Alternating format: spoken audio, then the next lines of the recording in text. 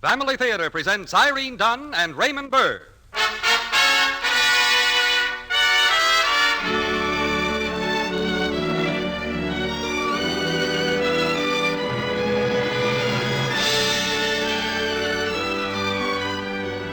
From Hollywood, the Mutual Network, in cooperation with Family Theater Incorporated, brings you Irene Dunn, relating Henry Wadsworth Longfellow's story of King Robert of Sicily, with Raymond Burr as King Robert. To introduce the drama, your hostess and narrator, Miss Irene Dunn.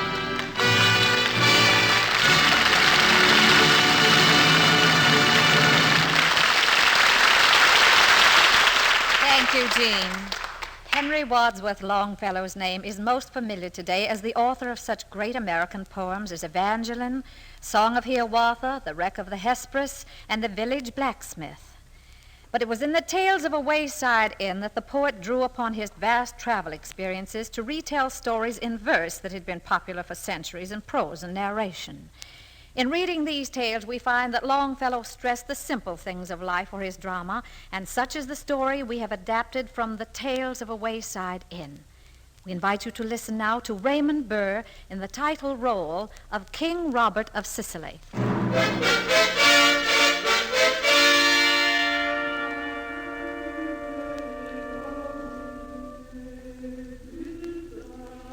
Robert of Sicily sat at vespers one evening with the voices of the choir scarcely touching his consciousness.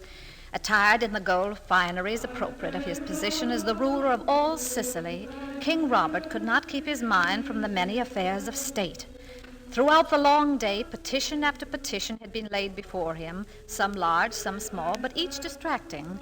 And so Robert, the great and powerful King of Sicily, sat in the beautiful church, surrounded by his retinue of attendants, and heard only a vague Latin word here and there.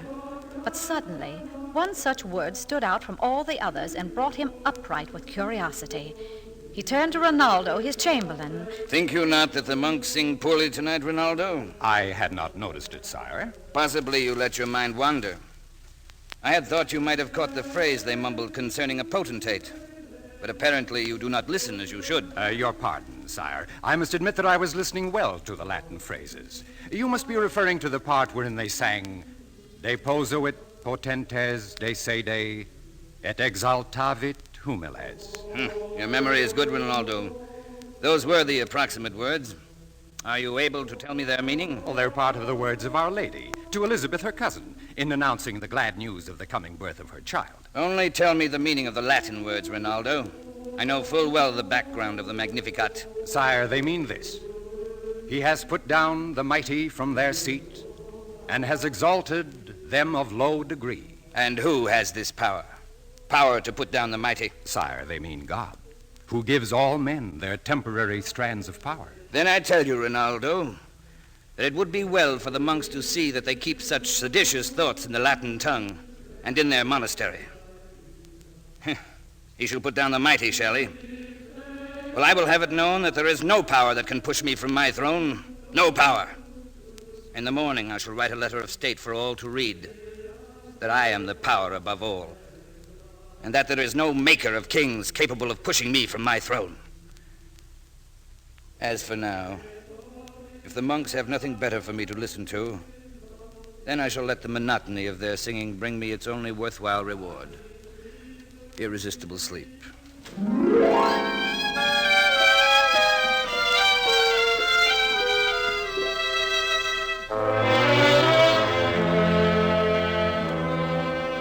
And sleep he did. Robert pushed the thoughts from his mind that would keep him awake, and his head dropped over in a deep sleep that was not even disturbed by the departure from the church of his attendants, who were fearful of awakening their king. Some time later, the flickering lights failed to reveal the sleeping king, and the church was locked from the outside by the sexton.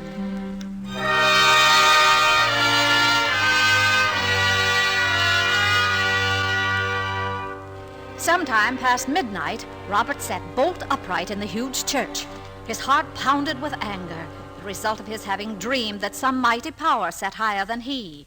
He found himself alone in the haunting gloom. A spark of fear came then to ignite his anger, and Robert became like a man possessed. He wrenched himself out of the pew and fled down the aisle of the church to the huge doors. He beat on them and shouted for someone to open them. The old sexton fearfully flung open the doors, and Robert, with a bellow of rage, charged down the steps.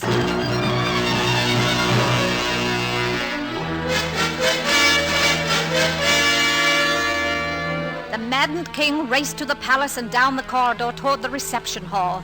There, the sounds of a great party met his ears. There was music and dancing and laughter, which did not set well with the mood of Robert of Sicily. The king... Stop! Stop it, all of you! I command you to stop! Quiet! Quiet!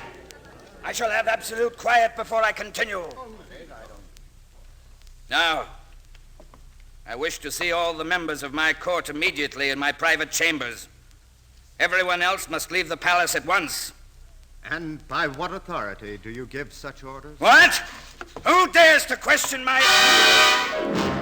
And Robert turned toward the voice that had questioned his authority and was stunned at what he saw. A man was sitting on the throne overlooking the festivities, the image of Robert himself. The raging king could not believe what he saw. A man who was his absolute twin. You! Why are you on my throne? And why do you wear my robes? May I ask who addresses me in such manner? I am the king. I am Robert, king of Sicily, brother of the emperor. How dare you usurp my throne? Are you truly the king? I am. There is no power greater than I. Everyone gathered here knows me well. I demand to know why all of you pay homage to an impostor. Speak! Is there not someone here who is man enough to explain this insolence to me? Then, as king, I command you to slay this trespasser. I say down with this tattered intruder. We've all heard him speak words of treason. Let us run him through before he molests King Robert. Hold your swords. Hold. Put up your swords, gentle nobles. This is a man to be pitied, not to be slain. Let us hear the poor creature out. Now tell me, who are you, and why have you come here? No one has claimed to know you, and yet you rave of being king. I am the king, and I have come to claim my throne from you, who are an impostor. I, an impostor? I am Robert, king of Sicily. I am Robert. Do you not all recognize me? You who know me so well? It is easy to see that this is a poor jester who, passing by, thought to bring attention to his talents with this ridiculous claim. Then let him revel in his masquerade, for from this time forward he shall be the king's jester, and shall wear the fool's cap with bells and scalloped cape. Scorpy. Hi. 'Tis a fool's fool that would waste a second to answer the summons of his king. And I am but a king's fool. What is your wish, King Robert? Scorpy, my own jester. Scorpy, the sins of your past have overtaken you this night in the form of a brother fool who will be your boon companion in foolery. Poor fool. Take this man who claims to be king and see that he is fitted with cap and bells so that all may know of his right to foolishness.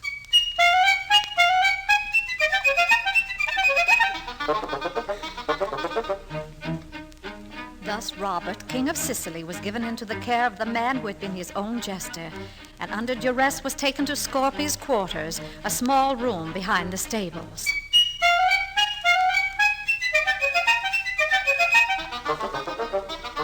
When Robert awoke the next morning, he was certain that this was surely a dream and that he would find himself in his own beautifully appointed room with attendants awaiting his first wish or command for the day.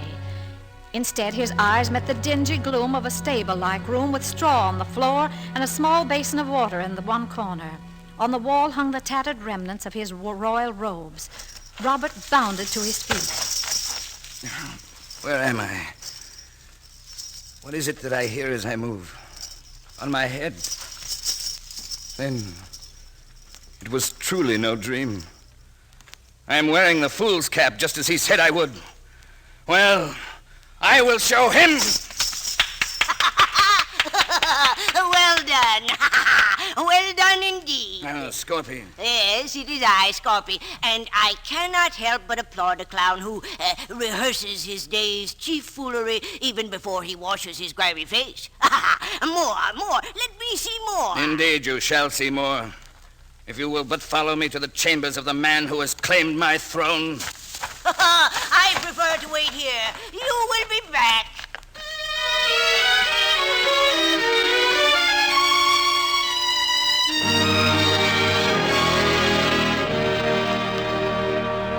Robert hurried to the palace, a fury within him driving him on. But as he neared the steps, he became aware of the shouts of pages and guards. Here comes Robert Little King. Make way for Robert Little King. Good morning, Your Majesty. And where are your robes this morning? Poor king!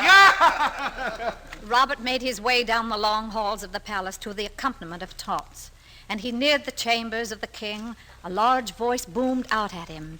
It was the provost marshal of the king's household, not a kind man at best, and this morning he was in no mood for toying with a man who proclaimed himself king. Ho there, clown! What are you doing in the halls before the king's chambers with neither summons nor proper dress? I am the king. Out of my way! I will see the man who would have my throne. Still singing the same song, I see. It is a pair of scissors you will see first. Come, I will escort you. Your Majesty. Back to the stables and the taunts of Scorpy and the servants, where they cut Robert's hair in order to make him look as ridiculous as possible. There, he is finished. Look at what we have now. And the cowardly rabble you are to tie me here and touch my royal head. Oh, Your Majesty, Robert Little King, we are sorry. If there's anything we could do to make you happy again, I know. Let us present him with a nice crown. Provost, you will find one there on the floor. Here it is. Nice bells to warn his subjects that the king approaches. And now, Provost, hand me the scepter, which symbolizes all his power. You must mean this one. Yes, that is it. And now, Robert Little King, I crown you King of Foolery.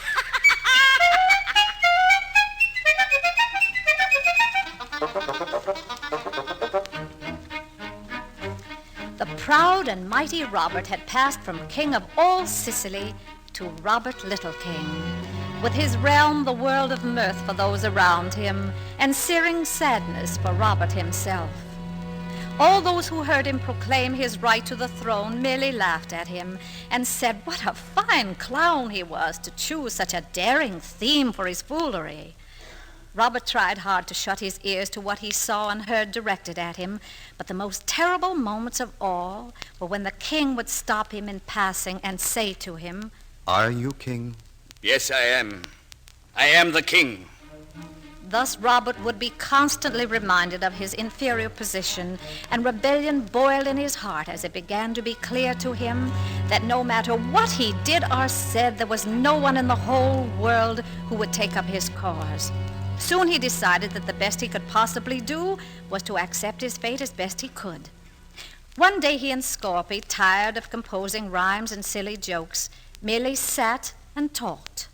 Robert Little King, it is a foolish world that asks of a man that he devote his whole lifetime to the entertainment of others. Why, Scorpy, I thought that you reveled in this type of life. That's because many years ago I had to face the fact that there was no more life for me as the son of my parents.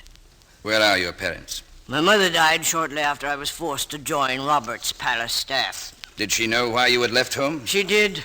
Many years ago, she sewed me a clown suit for a performance in my first May festival. Although I had managed to acquire much education, I was always inclined to foolish things and doings, and when Robert the King came to the festival, he demanded that I come to the palace as his court fool. The mere thought of such a degradation gradually killed my mother. Where is your father now, Scorpy? He died of typhus germ 5 years ago. He spent his last years tending the horses in Robert's stable. Alonzo. His name was Alonzo, and Robert treated him like the dirt he walked on. One day he sent for my father and had him flogged only because the king's horse had strained a tendon. It's right he should be flogged. What? The man was responsible for the horse, was he not? You would indeed make a fine king, Robert Little King. You sound like King Robert himself. There is no excuse for a man to shirk the duties he has been given. And you would condemn a man as a shirker if a horse goes lame? Tell me, how would you go about instructing a horse not to go lame? You make me sick, Robert Little King. From this time forward, I will speak to you only when my duties demand it.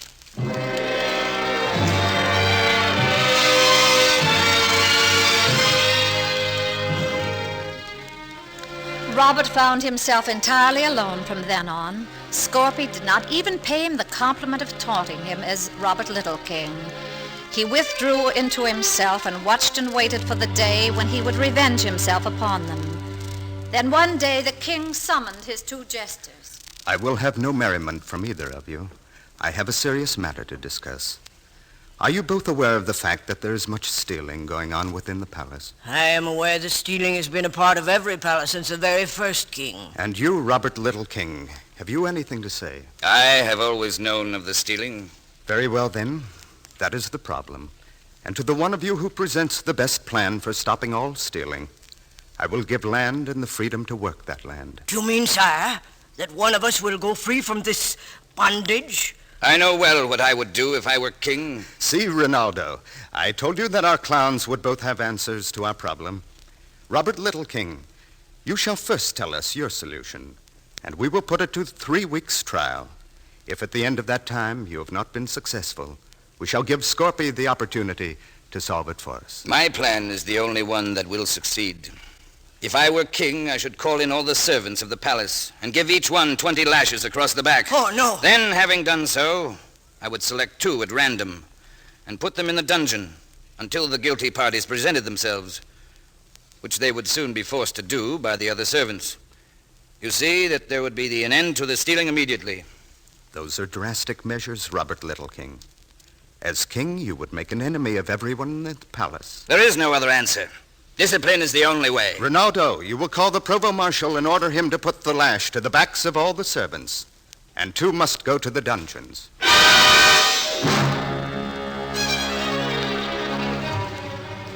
3 weeks passed. Then Robert and Scorpy were again summoned before the king. Robert Little King, I have the results of the trial of your plan. And they are not what you said they would be. But I do not understand. Drastic plans demand drastic measures. During the past 3 weeks, stealing in the palace has increased tenfold. Those guilty of it have only become more and more sly. And so, in accordance with my agreement, I now ask you, Scorpy, how you would answer this situation. Begging your forgiveness for my presumption, I say this, sire. If I were a king of men, I would act as if I were one who had been given the world's properties as a steward is given certain of the king's material goods, to do the best with them that it is possible to do. I say that the root of the stealing in this palace is the conditions under which we live. To discourage stealing, I would provide a fair share of food for those who labor for me and provide services. I would see that all men within my realm were treated with the respect due an individual, and that they were provided decent homes in which to live. I assure you, sire, that if these steps were taken, then there would be no reason for anyone to steal. And as for setting me free, if you can find it within you to do what I have said, then serving you in any capacity will be a pleasure, and the many years of my humiliation will have been well spent for this moment. I assure you, Scorpy, that what you have said will be abided by. I will see to that.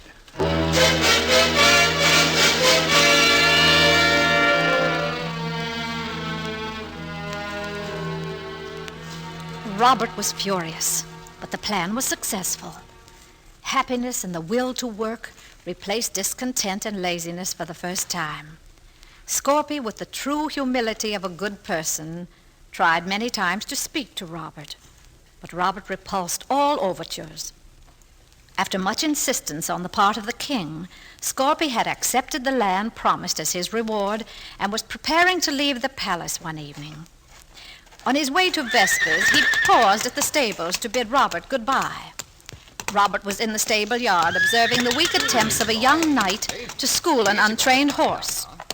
Robert Little King, I would like to say goodbye to you before I leave. I have nothing to say to you, Scorpy. Easy, boy, easy. Look out! Look out! Get away! Look out, Cloud! Hey, on the horse! He's knocked Robert down! Get up, Robert! He's trying to trample you! Get up! I will distract him! Here, no, over. There, now you're free, Robert! Get up and run! I will quiet him now! I've got... Scorpy! Oh, Scorpy. Why did you do it? Why did you try to save me? You could see he was in a fury to kill. Robert, you will forgive me for the times I taunted you. I'm sorry for everything I've done. No, I'm glad I could help you. I wanted to let you know. My friend. Oh, my friend.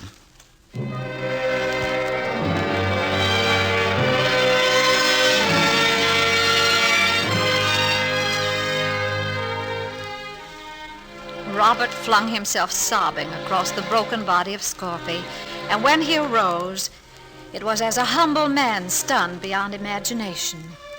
To think that this little jester would give his life for him whom he had all the reason in the world to resent, not only for the things he did to him as king, but also for his rudeness to him just before his death. Robert began to walk slowly, hardly knowing where he went, with great choking sobs welling up in his breast. The sobs were not so much in grief for his dead rescuer as for the racking sorrow he felt for the kind of man he himself had been. Suddenly his mind became aware of the chanting of the monks at Vespers. He has put down the mighty from their seat and has exalted them of low degree. Robert. Come here, Robert.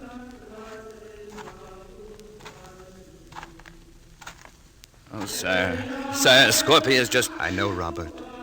Scorpy has just given his life to save yours, has he not? Yes. How did you know? I have known, Robert. I have known. He loved you, and there is no greater love than that a man will give up his life for his brother. Please, sire. May I go now? Answer one question first. Then I will leave you. Robert, you have said many times that you are king. No. Tell me, Robert, are you king? Sire,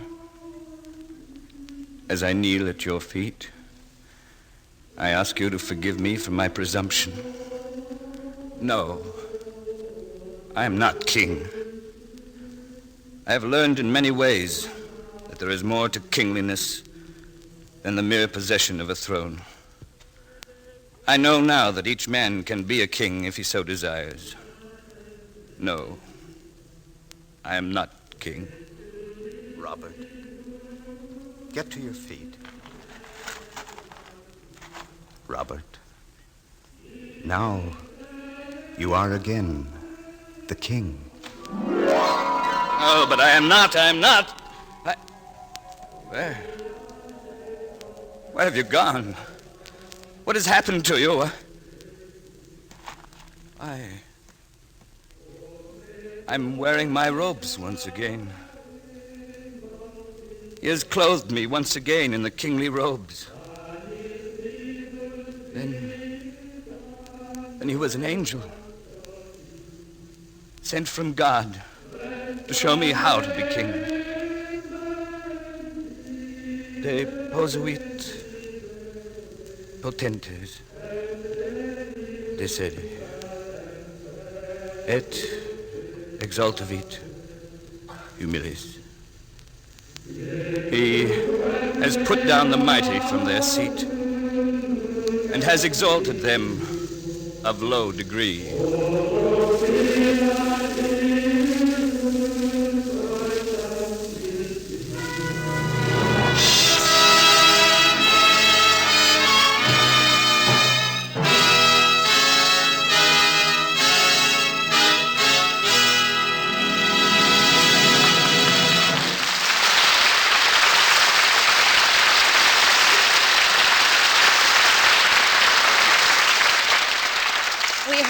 have enjoyed this week's adaptation of the famous poem Robert of Sicily, written by Henry Wadsworth Longfellow.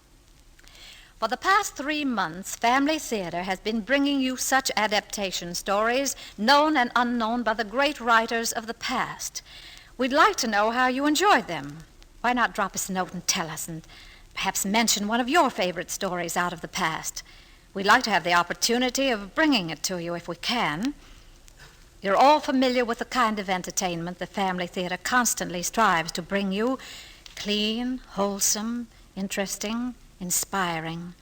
You're familiar, too, with our reason for being on the air, to remind you that men need God and must pray to Him with faith and confidence, especially if they are to have God's blessing on their families and their homes. Family Theater only asks permission to send you 2 gifts each week: good entertainment and a reminder that the family that prays together stays together. More things are wrought by prayer than this world dreams of.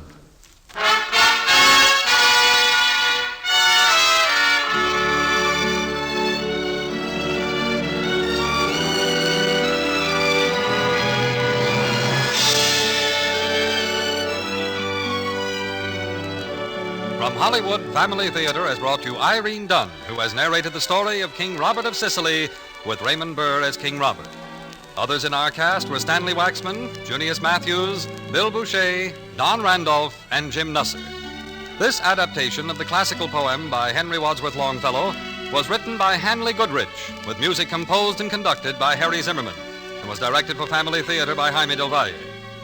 This series of Family Theater broadcasts is made possible by the thousands of you who felt the need for this type of program, by the Mutual Network which has responded to this need, and by the hundreds of stars who have appeared on our stage, giving so unselfishly of their time and talents.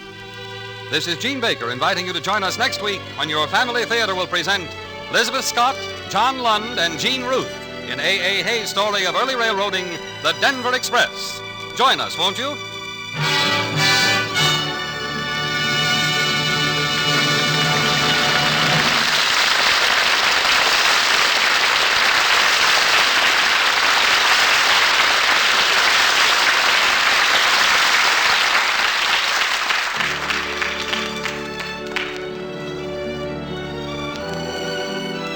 This program came from Hollywood. Here's Straight Arrow, an Indian hero brave and daring who brings outdoor adventure to you.